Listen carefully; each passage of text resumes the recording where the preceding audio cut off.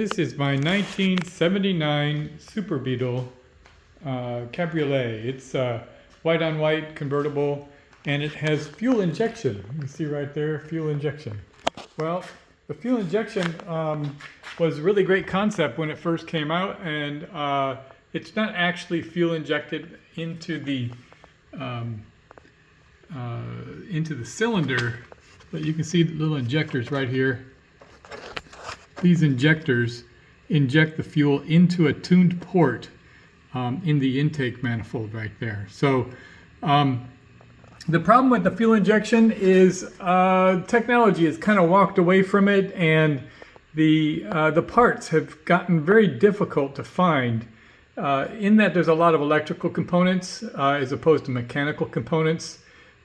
Electrical components are not nearly as supported as mechanical components as far as manufacturing goes. A lot of these parts are made from Bosch, and Bosch supports a lot of different vehicles in a lot of different timelines. So it gets a lot more difficult to find parts for this. Also, some of these aluminum parts back in here, there's the air box right in here, and this throttle body. I've actually had to patch that with JB Weld because the EGR valve has kind of an acidic corrosive effect with the exhaust gases. So anyway, this vehicle is not running because of some electrical components that need to be replaced, and they're not available. I've been waiting for months and months, and finally I've decided to give up, and we're going to convert this car to a carbureted, we're going to do a fuel injection to carburetor conversion using this kit right here. This is a kit available on JBugs. What it will do is replace all the necessary components, including the intake manifolds and the carburetor here. Obviously the air box on the fuel injection will be replaced with an air filter, and a bunch of different hardware. We're going to go through the installation on this today. The thing about this is that there's no actual instructions, so that's what the purpose of this video is to try to provide a really good reference and to give you all something that you can use as a reference to learn from my mistakes as I make them, and hopefully we can get this thing up and running over this Labor Day weekend. All right, let's take a couple of before and after pictures so that we can see where we're at. These are the parts going in, and then right over here we'll have where the parts are going to go out, and we'll be able to see as they get swapped what parts are going to look like. Now, here is a before shot of the engine bay before we put the carburetor in, and as it is with all of the fuel injective nonsense, all the pipes and hoses and stuff that are in there. All that's going to come out. This whole engine box is going to look, the engine bay is going to look a lot cleaner, and hopefully we just have a lot more dependable vehicle that's easier to maintain. All right, let's get started. All right, so first things first, let's start disassembling some of the real obvious stuff. We're going to take off the air box. We're going to take off the air filter, some of the pipes and hoses that are quite obviously part of the fuel injection, and we'll remove some of the wires and sensors and whatnot. So let's get started on that.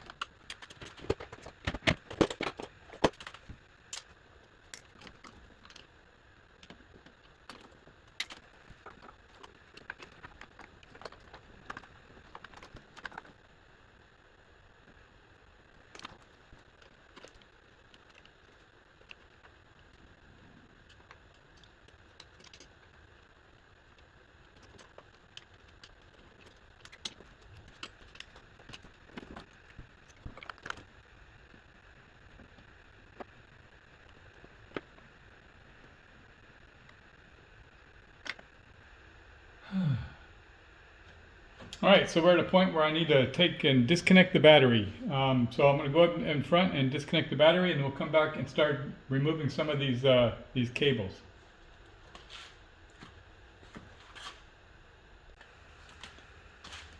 All right, battery's disconnected. We can start removing some of these wires.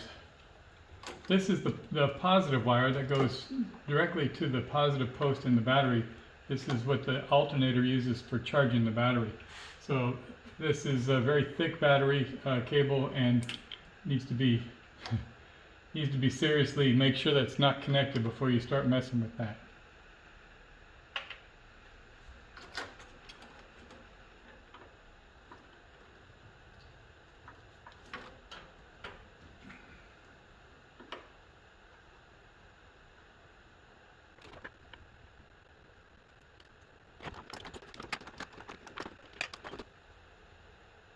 I'm going to put this screw back into the alternator so I don't lose it.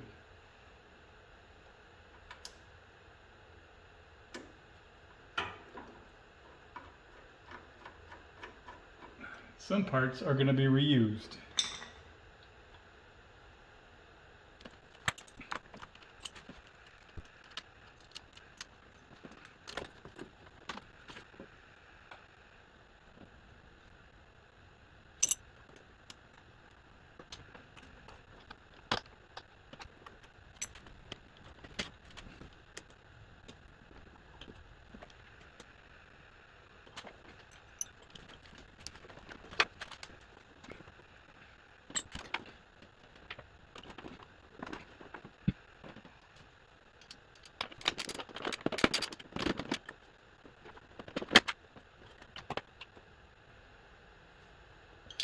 Okay, taking this fuel rail off, I just need to get everything loose and out from in front of it.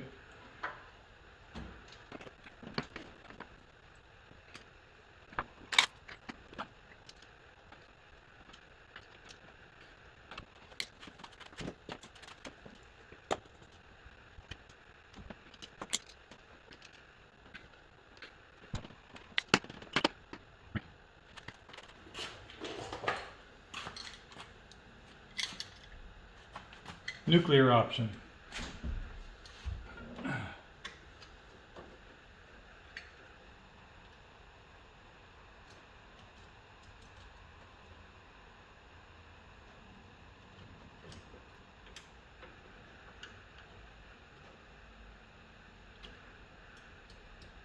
There we go. Just a little bit of fuel on the floor. Nothing to write home about. But if you're smoking, you need to put them out.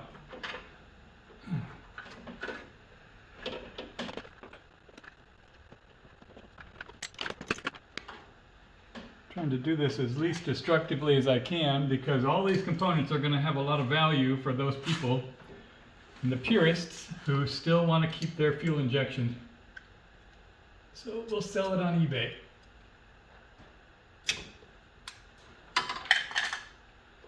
Gotta cut these rubber hoses. They're not coming off nicely.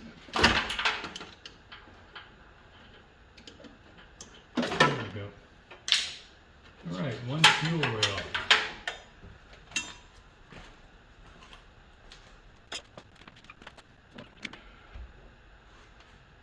Okay. Now, this oil filler cap and the breather area, this is going to come off. Unfortunately, it's where the alternator is connected to, so the alternator has to come off as well. Not an impossible task, just I don't want to have to take the whole engine out to do this, so we're going to probably have to take the hood off and possibly take the cowl, the cooling cowl off as well. But we'll see how much of this we can get done without doing that. We might be able just to keep the alternator in place if we can get access to the ports down here to unscrew this. So we'll play that as it goes. All right, let's take this EGR valve off and see if we can get this throttle body removed.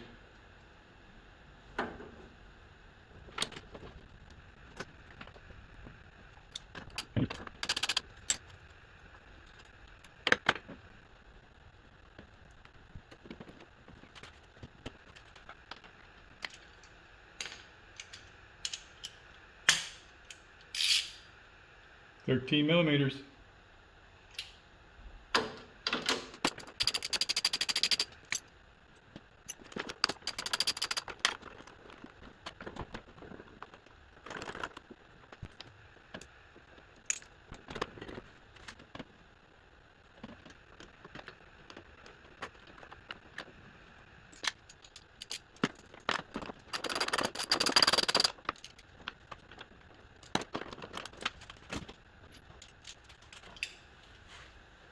Got to put a little swivel on there.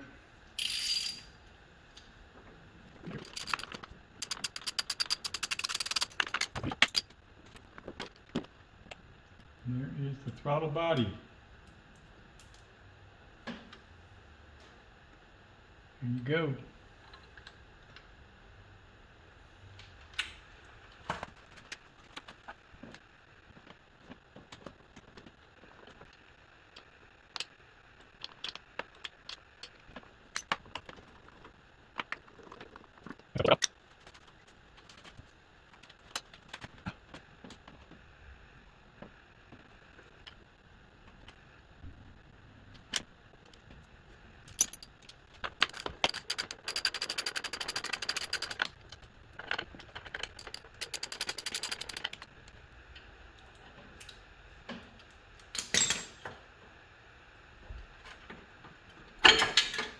Here we go, EGR exhaust gas riser.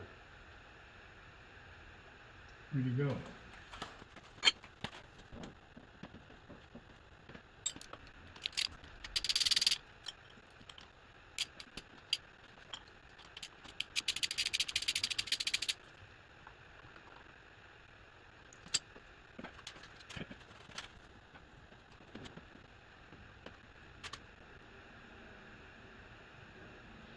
So this big old honking thing right here needs to come off.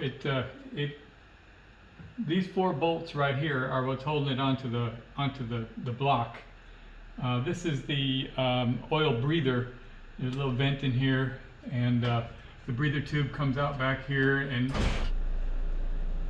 so anyway, in order to get this access to get this off, we have to pull the alternator off. So it looks like the fan shroud is actually going to have to come off in order to get this off. So it means now I also have to take off the hood. So you know, learning as we go. So you'll be able to prep yourself for it when you get ready to do yours. Just you'll know that you'll have to take this off eventually in order to get to this. So water pump pliers.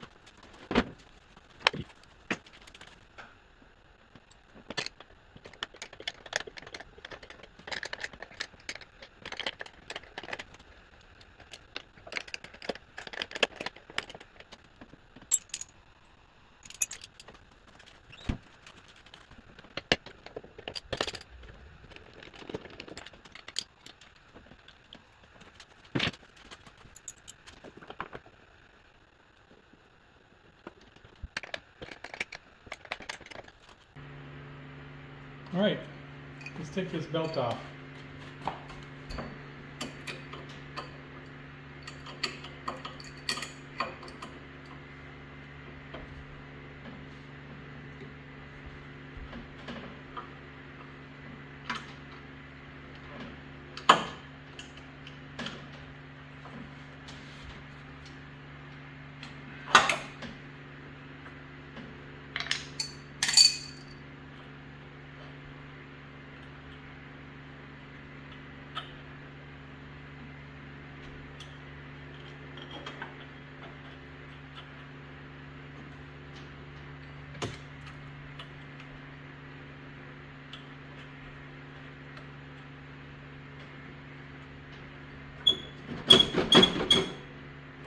need to loosen it up and we slide this thing up.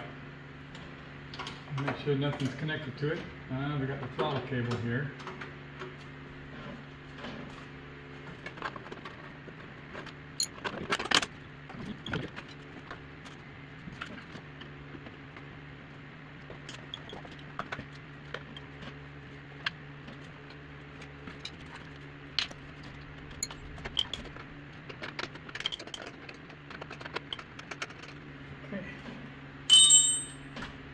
Ready to come off. All right, so before you pull the fan off, just be mindful. Right about here, there's an oil cooler stack sitting in here, so you can't just pull it back. You have to lift it up, and then there's a little shroud that will give room for that oil cooler to come off. So you can't just pull it forward. You have to lift it up first. So just be aware of that. Come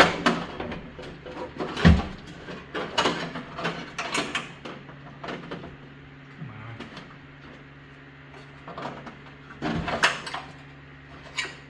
There you go.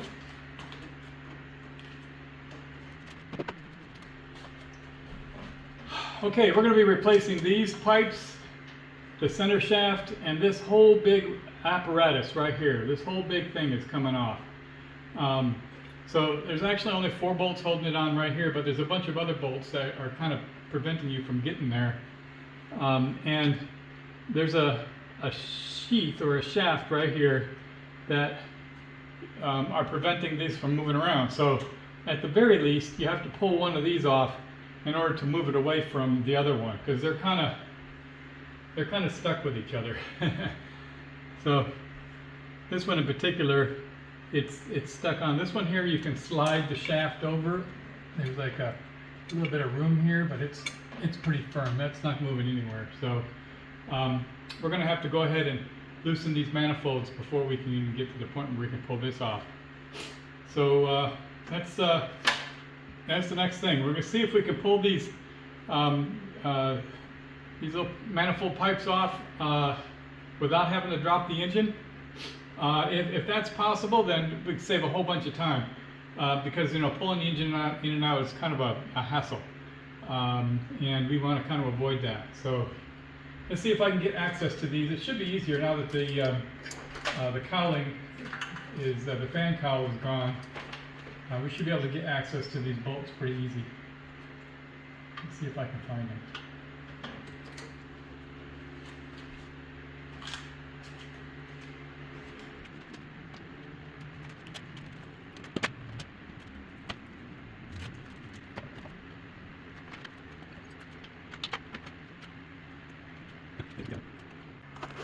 Alright, so you can see if you take the spark plugs off, the spark plugs have these big boots that are kind of cover these bolts up. You can't see them with the spark plugs in. But if you take your spark plugs off, you can see it's just 2 bolts right there. Boom, boom. Let's see if we can get it looks like a 13 millimeter with a swivel head, because it's, the angle is like over here and you can't get to them from there, but you can get them from the top. We'll put the swivel on there with a 13 millimeter and see if we can get these things off. Okay, that came out without a problem. You notice this on the driver's side, or the left side of the engine, the main fuel line comes in right here. It's teed off and it goes up to the riser that goes over to the other side on that fuel rail that I've already taken off. But this right here is the main fuel line going back to the fuel pump. We will be replacing the fuel pump on this project too. So just take note, that's where the fuel line is. It's on the left side. Alright, so I got the screws off on this one, and it doesn't want to lend itself out. It wants to have this go that way. So we're going to leave that. It's loose and ready to go. But this has to come off before that can come off. So the next thing we're going to do is we're going to remove this oil filler here. It's a couple of looks like 3 10 millimeter screws, and then we're going to try to find access to these 13 millimeter bolts. These two you can get to really easy. You can feel under here, there's one right here. I can't find the other one. The other one back the other way. I think it's something else going on here, but we'll straighten it out. This has to come first so that we can get access to those.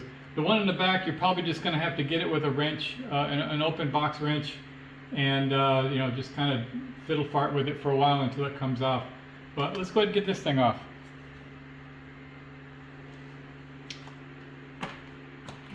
Here it is.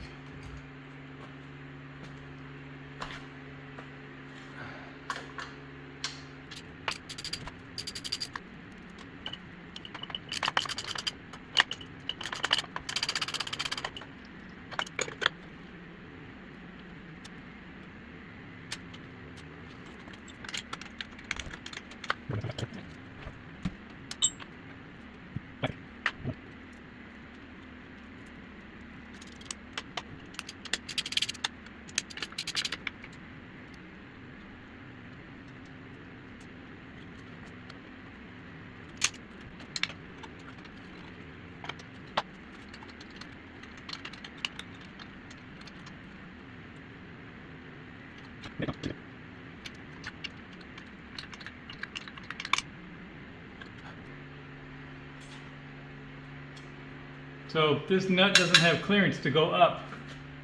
It needs to be loosened as it tightens. So it's kind of an oddball thing. I'm going to see if I can take this portion, this box portion off with these 10mm bolts here. See if we can gain access to the back a little easier.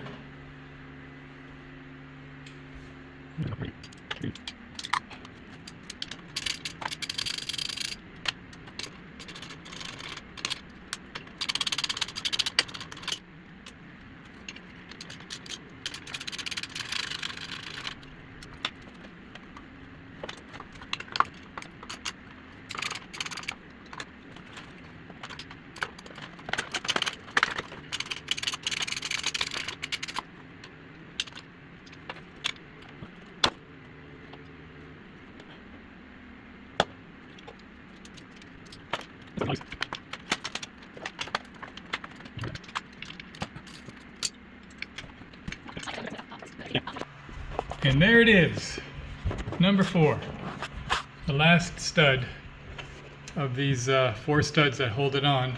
It's on the inside of the box, so you do have to take this thing off to get to that. All right, let's take that off and get moving. So it turns out that even on this side there's a return line that goes back to the fuel pump. I can honestly tell you I don't know which one is incoming and which one's outgoing, but there is fuel going back into the car from here as well. So we're going to disconnect this. We'll figure that out in a minute. But one thing to note is moving forward, now that you have these open, you need to clog these up. You don't want any kind of debris or anything getting into the intake. So it'll get behind the valves like instantaneously right there. So you know, take a rag or something and stuck it in there, and to keep any kind of washers or anything from falling off into those intake manifolds. Both of them are open right now. All right, so that's pretty much everything that needs to come out in order to get ready for the transition. I think it's a good time to take a break and do some cleanup. There's a lot of things that we haven't had access to ever in this vehicle, and there's a lot of dirt and dust and whatnot that could really use a good cleanup. Also, one thing that you'll notice straight away is these studs are, there's one with it's a little taller. The one that was on the inside is a bit taller. From looking at the new device that's going to go on there, this needs to be the same size as the smaller ones. So we're going to need to source a replacement for that stud. It's a 13mm bolt, and I don't think I have one just laying around. So we're gonna pull that one out and see if we can source a new one. So we're going to go take a little time to get it all cleaned up. But this is a little break time, and we'll cut back in once we get it cleaned up and start doing the assembly. All right, there you go. There is the fuel injection system removed from the 79 Super Beetle. This is what's going in as soon as we get some parts back. I need to source a replacement stud for that one right there. It was too long. We need to make it shorter. And I'm going to clean it up. These are all the tools that we use. This portion of the project only took a few hours. Just need a 13 and a 10 millimeter wrench. You'll need probably a 10 millimeter and 13 millimeter socket. Required is definitely you need a swivel because you can't get direct access to all of those connectors. Little standard screwdriver, little Phillips screwdriver, and that's it. Really not that difficult of a task. Some pitfalls to be aware of. Make sure that once you get your manifolds off, you plug them up. You don't want to get anything falling in there.